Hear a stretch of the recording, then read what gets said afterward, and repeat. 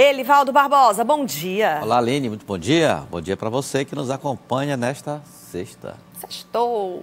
Elivaldo, vamos comentar aqui um posicionamento do deputado Júlio Arcoverde em relação ao orçamento, né? A leitura da LDO não foi feita.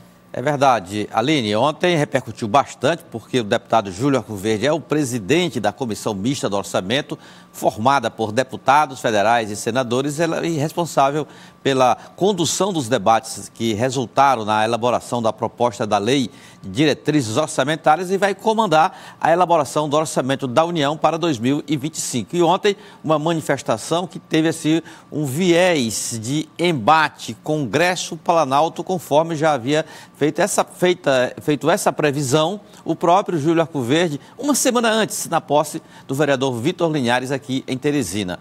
Acontece que, com o apoio da Procuradoria-Geral da República, não é, Aline, e até mesmo do Supremo Tribunal Federal, há restrições, há uma tendência de restrições às chamadas emendas que são liberadas, emendas de comissão, liberadas com mais flexibilidade para os municípios. Isso tem causado já um desconforto na visão do Judiciário, da Procuradoria-Geral da República, mas da parte do Congresso uma convicção muito grande, muito segura, que avaliam que os congressistas, sobretudo os do Centrão, e que hoje dominam o Congresso Nacional, que trata-se de um instrumento que possibilita uma liberação mais desburocratizada de recursos do orçamento para os municípios e que isso não significa desprezo à legalidade desse procedimento, até porque esses recursos, mesmo com essas flexibilizações,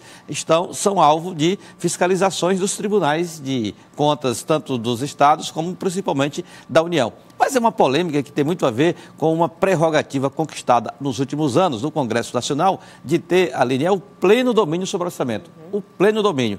Antes, e aí acho que o governo federal, o presidente Lula tem experimentado essa situação, nos dois primeiros governos que ele esteve à frente, o governo, eu não diria ditava, mas tinha assim, uma supremacia na liberação de emendas, na condução do orçamento. Agora essa situação inverteu completamente. Antigamente os deputados iam nos ministérios para a liberação das emendas, procurar ali incrementar as emendas da melhor maneira possível. Hoje a situação, isso que me disse foi até uma autoridade da esplanada dos ministérios, a situação mudou completamente.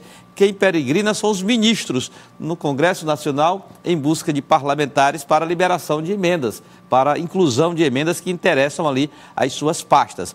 É mais um confronto legislativo e executivo dentro dessa prerrogativa que ganhou muita força nos últimos tempos com relação ao controle do orçamento da União, Aline. Inclusive foi até judicializado, né? Foi parar no STF essa questão, essa discussão toda.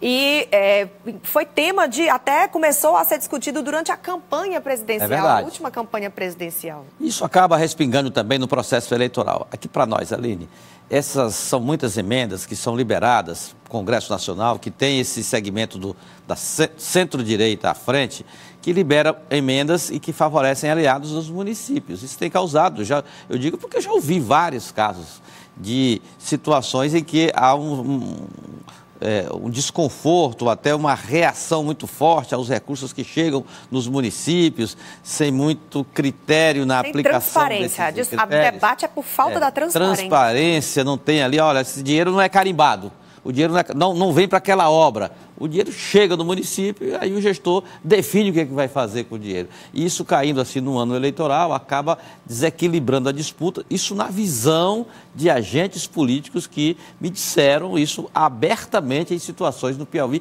em várias situações, de norte a sul. Agora, é claro que quando você leva o debate do ponto de vista macro, digamos assim, isso acaba prevalecendo as regras gerais que foram consagradas através de lei e que deram ao Congresso esse superpoder no comando do orçamento, Aline. Sem dúvidas nenhuma. E todo dia a gente tem visto uma novidade em relação a esse tema, né? É verdade. Então isso vai acontecer se o governo não estabelecer aí condições adequadas, até de governabilidade.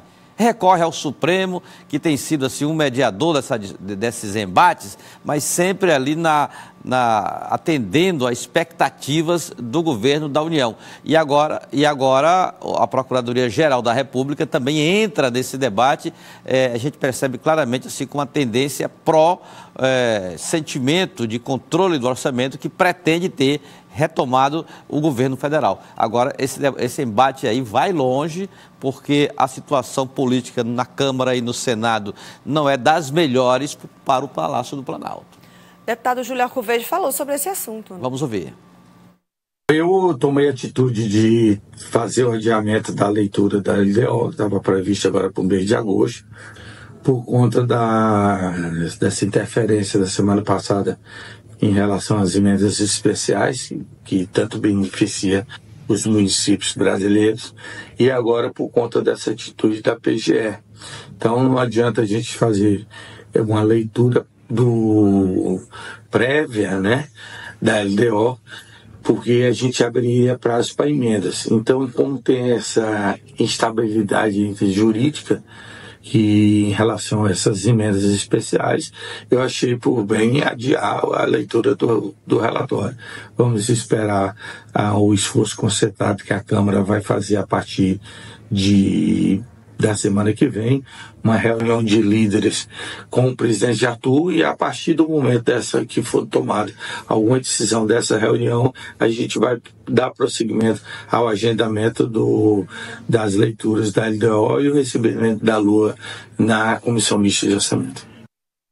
Clara reação, né, do posicionamento do STF. Na prática, a Comissão Mista do Orçamento, mesmo sendo uma composição plural, lá estão representados todos os segmentos lá, com assento nas duas casas, Câmara e Senado, tem senador e deputado de oposição, de independente, de governo, da bancada governista, mas é um segmento comandado pela oposição.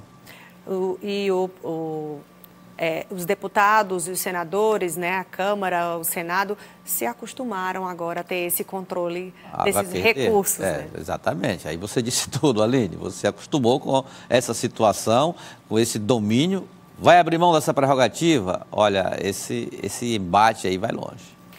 Bora falar sobre uma reunião que aconteceu ontem, né, entre os ministros do governo Lula? É uma reunião longa lá em Brasília.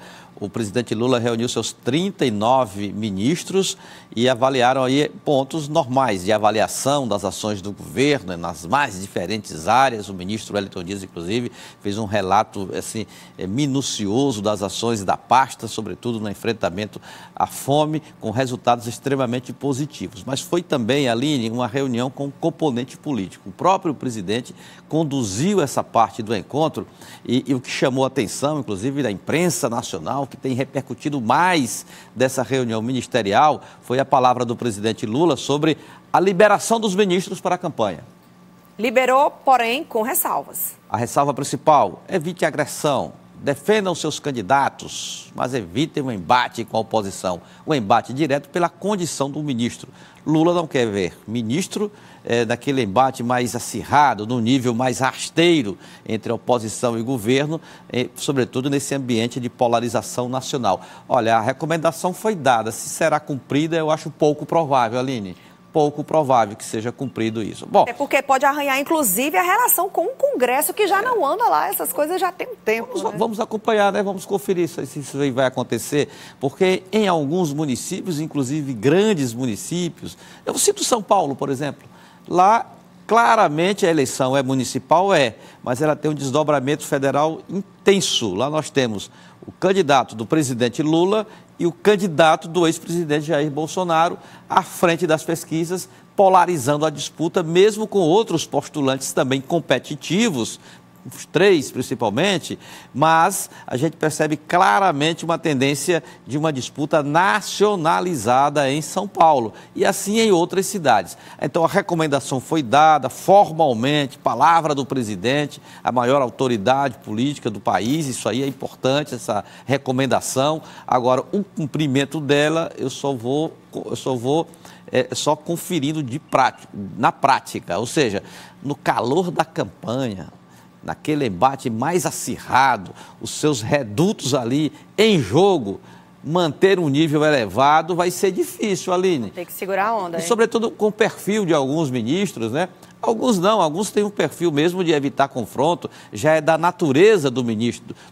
Eu cito aqui até o ministro Wellington Dias. Próprio. Difícil ele... Ele mantém mais uma postura neutra, né? Mantém, eu não diria nem neutra, ele tem o lado dele e luta pelo lado dele. Agora, naquele confronto mais direto, no embate mais do nível mais complicado do ponto de vista do embate, ou seja, mais baixo, o ministro e senador Wellington, ele evita essas bolas divididas, né? Agora, isso não é regra na esplanada dos ministérios em nenhum governo. Não só agora do presidente Lula, no que foi o presidente Bolsonaro também foi da mesma forma. Então, nós teremos aí uma tendência de campanha municipal bastante acirrada. Só espero que seja uma campanha que respeite os limites e os princípios da democracia. Eu acho que isso é que será o mais importante. Mas o recado foi dado. Tanto é que o próprio presidente já entra na campanha também. Recebe neste final de semana vários candidatos ali do seu entorno ou da estratégia petista para a eleição municipal. Inclusive o candidato aqui de Teresina, Fábio Novo, que está na relação dos 13 candidatos do PT nas capitais. O candidato aqui de Teresina é o que tem apresentado melhor performance na pré-campanha e melhor expectativa de competitividade no pleito. As pesquisas mostram essa realidade. Então, o Fábio Novo tem sido observado com muito carinho, com muito zelo por parte do PT e agora do Planalto. Amanhã, Fábio Novo terá um encontro com Lula lá em Brasília para discussões, alinhamentos e até para uma sessão de fotos, Aline.